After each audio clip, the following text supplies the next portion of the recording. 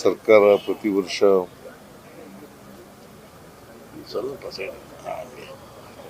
ಕೆಂಗಲ್ ಹನುಮಂತಯ್ಯನವರ ಪ್ರತಿಮೆಗೆ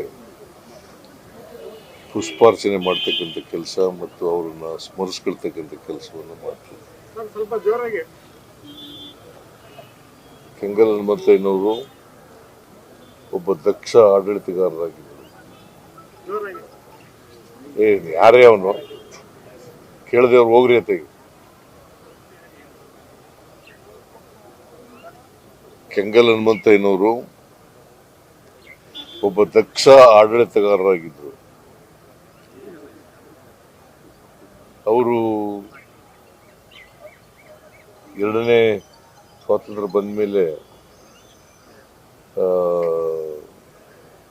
ಎರಡನೇ ಮುಖ್ಯಮಂತ್ರಿ ಆಗಿದ್ದರು, ರಾಜ್ಯದ ಎರಡನೇ ಮುಖ್ಯಮಂತ್ರಿ. ಅವರು ಕಾಲದಲ್ಲಿ ಆಡಳಿತ ಬಹಳ ಚೆನ್ನಾಗಿತ್ತು. ಆಗ್ತಾನೆ ಸ್ವಾತಂತ್ರ್ಯ ಬಂದಿತ್ತಲ್ಲ, ಬಹಳ ಸಮಸ್ಯೆಗಳಿದ್ದು ದೇಶದಲ್ಲಿ, ರಾಜ್ಯದಲ್ಲಿ. ಆ ಸಮಸ್ಯೆಗಳಿಗೆ ಪರಿಹಾರ ಮಾಡ್ತಕ್ಕಂಥ ಪ್ರಯತ್ನವನ್ನು ಮಾಡಿದ್ರು. ಇವತ್ತು ಈ ವಿಧಾನಸೌಧ ಇದೆಯಲ್ಲ, ವಿಧಾನಸೌಧನ ಕೆಂಗಲ್ ಹನುಮಂತಯ್ಯನವರು ಸ್ಥಾಪನೆ ಮಾಡಿದ್ರು. ಆದರೆ ಉದ್ಘಾಟನೆಗೆ ಅವರು ಮುಖ್ಯಮಂತ್ರಿ ಆಗಿರಲಿಲ್ಲ.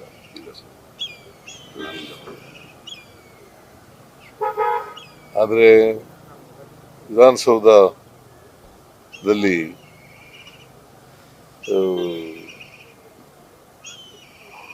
ಜನರ ಕೆಲಸ ದೇವರ ಕೆಲಸ ಅಂತ ಪರಿಸ್ಥಿತಿ. ಜನರ ಕೆಲಸ ದೇವರ ಕೆಲಸ ಅಂದರೆ ನಾವು ಜನರ ಪ್ರತಿನಿಧಿಗಳಾಗಿ ಕೆಲಸ ಮಾಡ್ತೀವಿ. ಜನರ ಸೇವೆ ಮಾಡ್ತಕ್ಕಂಥದ್ದೇ ನಮ್ಮ ಮುಖ್ಯ ಉದ್ದೇಶ ಅಂತಕ್ಕಂಥದ್ದನ್ನು ವಿಧಾನಸೌಧದಲ್ಲಿ ಇವತ್ತಿಗೂ ಕೂಡ ಆ ಭಾಗದಲ್ಲಿ, ಪೂರ್ವ ಭಾಗದಲ್ಲಿ ವಿಧಾನಸೌಧದಲ್ಲಿ ಕೆತ್ತಿಸಿದ್ದಾರೆ. ಸೊ ಅಷ್ಟರ ಮಟ್ಟಿಗೆ ಜನರ ಸಮಸ್ಯೆಗಳಿಗೆ ಸ್ಪಂದಿಸ್ತಕ್ಕಂಥ ಕೆಲಸವನ್ನು ಅವರು ಮಾಡ್ತಾ ಇದ್ರು. ಸೊ ಅವರನ್ನ ಸರ್ಕಾರ ಸ್ಮರಿಸ್ಕೊಳ್ತದೆ. ಮತ್ತು ಅವರು ಹಾಕಿಕೊಟ್ಟಂಥ ದಾರಿನಲ್ಲಿ ನಡೀತಕ್ಕಂಥ ಪ್ರಯತ್ನವನ್ನು ಸರ್ಕಾರ ಮಾಡ್ತದೆ ಅಂತಕ್ಕಂಥ ಮಾತುಗಳನ್ನು ಈ ಸಂದರ್ಭದಲ್ಲಿ ಹೇಳಲಿಕ್ಕೆ ಬಯಸ್ತೀನಿ.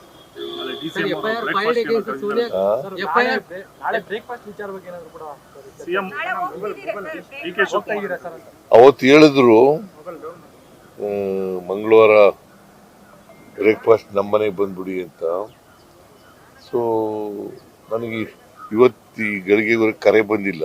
ಅವತ್ತು ಹೇಳಿದ್ದದು ಮೊನ್ನೆ. ಕರೆದ್ರೆ ಹೋಗ್ತೀನಿ. ಕರಿಬಹುದು, ಕರೆದೇ ಕರೀತಾರೆ ಅಂತ ಅನ್ಕೊಂಡಿದೀನಿ.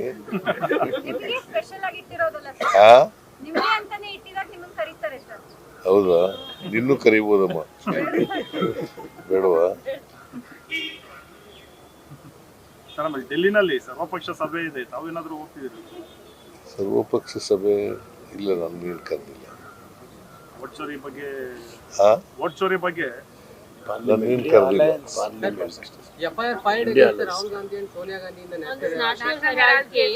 ರಾಜಕೀಯವಾಗಿ ಮಾಡ್ತಾರದಪ್ಪ. ಬಿಜೆಪಿ ಅವರು ಇದಾರಲ್ಲ, ರಾಜಕೀಯವಾಗಿ ಸೇಡ್ ತೀರಿಸ್ಕೊಳ್ತಕ್ಕಂಥ ಕೆಲಸವನ್ನ ಮಾಡ್ತಾರೆ.